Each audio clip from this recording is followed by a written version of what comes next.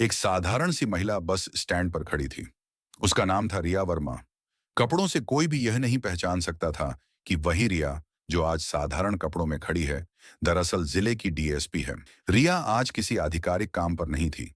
वह अपनी पुरानी सहेली मीनाक्षी से मिलने जा रही थी, जो पास के गांव धर्मपुर में रहती थी। रिया ने अपनी सरकारी गाड़ी छोड़ दी थी। उसने तय किया था कि आज आम लोगों के बीच रहकर देखेगी कि असली जिंदगी कैसी है।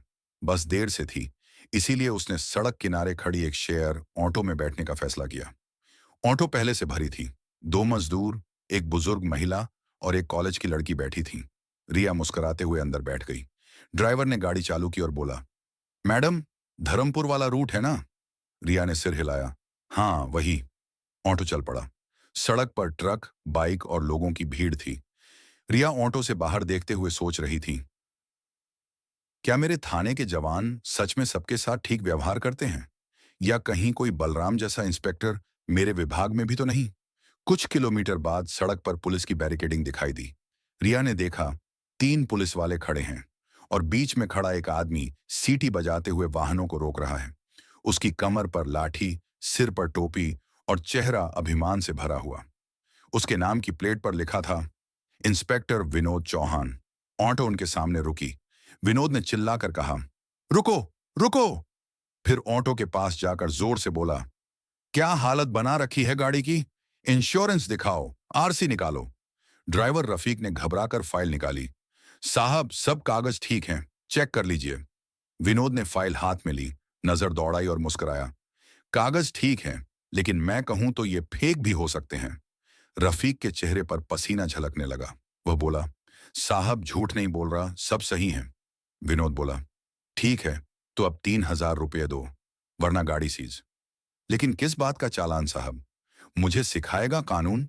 बोल रहा हूं तो दे दे। रिया चुप बैठी रही। बाकी सवारियां भी सहम गईं। विनोद ने और ऊंची आवाज में कहा, क्या समझते हो खुद को? गरीब हो, इसलिए कुछ भी कर लोगे। चल उतर। ड्राइवर उतर गया। विनोद ने गुस्से में उसकी कॉलर पकड़ ली। तेरे जैसे लोगों की वजह से शहर में ट्रैफिक का हाल खराब है। बिना रिश्वत दिए नहीं चलता कुछ। वह जेब से चालान बुक निकाला। रिया अब तक सब देख रही थी। उसके भीतर गुस्सा उबल रहा था, लेकिन उसने सोचा, अगर अभी पहचान बताई तो वह बच जाएगा। पहले देखती हूं कि यह कितनी दूर जाएगा। रफीक हाथ जोड़कर बोला, साहब, मैं दिन भर में मुश्किल से 500 रुपए कमाता हूं। आप 3,000 रुपए कैसे ले लेंगे? मेरे बच्चे भूखे रह जाएंगे। विनोद बोला, मुझे तेरे बच्चों से मतलब नहीं, मेरे अफसर को भी ऊपर हिस्सा देना होता है। पैसे दे, वरना थाने चल।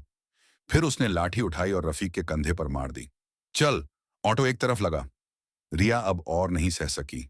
वह आगे बढ़ी और बोली, इंस्पेक्टर साहब, ये क्या कर रहे हैं आप? बिना वजह मारना कानून के खिलाफ है। विनोद ने उसे घूरा। कानून सिखा रही है? तू वकील है क्या? नहीं, रिया ने शांत स्वर में कहा, लेकिन इतना जानती हूं कि किसी नागरिक को बिना वजह धमकाना अपराध है। विनोद हंसा। अच्छा, तो तू भी कानून जानती है? चल, दोनों को ले चलते हैं थाने। थाने पहुंचते ही रिया और रफीक को अंदर बिठाया गया।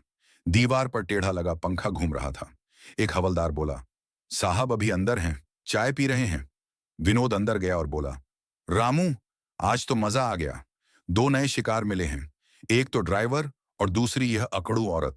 रामू हंसते हुए बोला, लगता है आज बख्शीश मोटी मिलेगी साहब। रिया यह सब सुन रही थी। उसने देखा, दीवारों पर पुराने कैलेंडर, टूटी कुर्सियां और एक कोने में रिश्वत के पैसों से भरी डायरी रखी थी।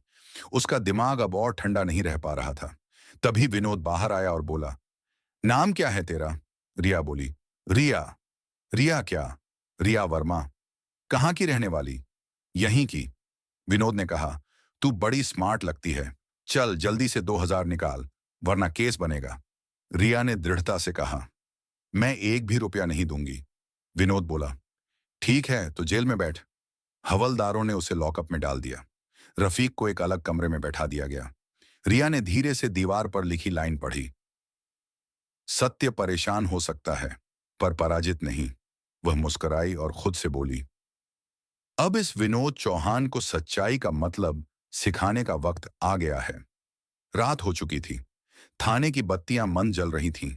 रिया ने जेब से मोबाइल निकाला, जो उसने अपने दुपट्टे में छुपाया था।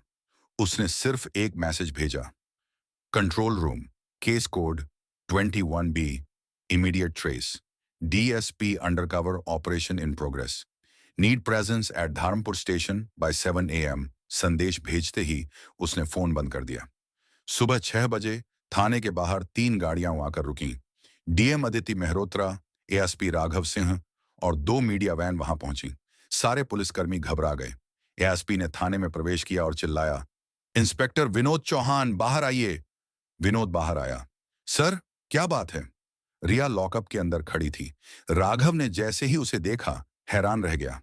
रिया, तुम यहां? विनोद हक्का बक्का रह गया। क्या ये? अदिति बोली, हाँ इंस्पेक्टर, ये वही हैं, डीएसपी रिया वर्मा। थाने में सन्नाटा छा गया। रिया बाहर आई, सीधी खड़ी होकर बोली, अब बोलिए इंस्पेक्टर, किसका चालान काटना है? विनोद के चेहरे का रंग उड़ गया। उसके पैर कांपने लगे। राघव ने आदेश दिया, विनोद चौहान को तुरंत सस्पेंड किया जाता है। अभी यहीं से हिरासत में लिया जाए। अगले दिन प्रेस कॉन्फ्रेंस बुलाई गई। हॉल में मीडिया, अफसर और आम जनता की भीड़ थी। डीएम अदिति मेहरोत्रा ने कहा, आज का मामला सिर्फ एक इंस्पेक्टर का नहीं, यह पूरे सिस्टम का आईना है। रिया खड़ी हुई और बोली, कल मैं बिना वर्दी के एक आम औरत बनकर निकली थी, यह जानने की जनता के साथ हमारा पुलिस विभाग कैसा व्यवहार करता है, और जो देखा वह शर्मनाक था। वर्दी का मतलब ताकत नहीं, जिम्मेदारी है, लेकिन कुछ लोगों ने इसे व्यापार बना लिया है। वह रुकी, फिर बोली, जब मैंने देखा कि एक ईमानदार ड्राइवर को सिर्फ इसलिए थप्पड़ मारा गया क्योंकि वह गरीब था, तो मैंने तय किया, आज यह सच्चाई दुनिया के सामने आएगी।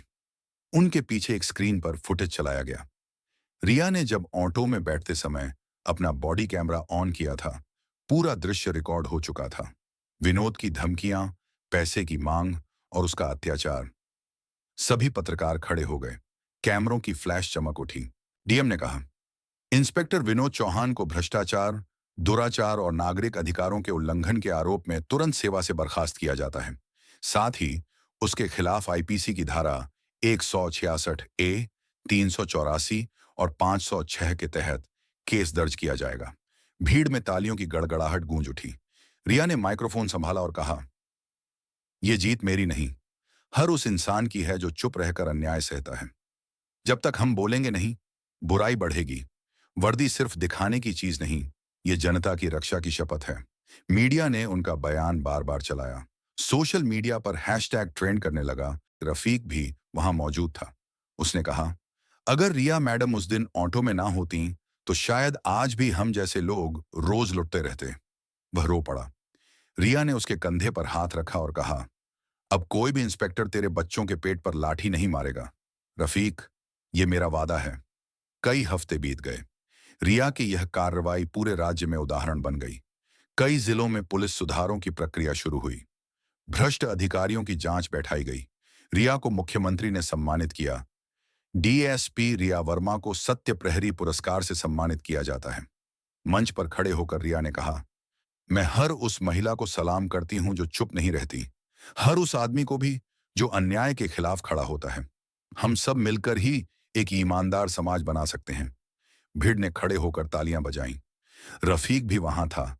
इस बार उसकी आंखों में डर नहीं, भरोसा था। रात को रिया अपने ऑफिस के बाहर खड़ी थी। आसमान में हल्की बारिश थी। उसने ऊपर देखा और मुस्कुराई। आज फिर याद दिलाया खुद को कि वर्दी पहनना आसान है, लेकिन उसके मायने निभाना मुश्किल।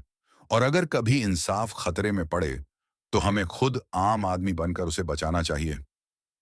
दूर कहीं मंदिर की घंटियां बज रही थीं। रिया ने फाइल बंद की, टेबल लाइट बुझाई और बाहर निकल गई। उसके कदमों की आवाज गूंज रही थी, जैसे कानून खुद उसके साथ चल रहा हो। दोस्तों, अगर आपको ये कहानी पसंद आई हो तो लाइक और सब्सक्राइब करना ना भूलें।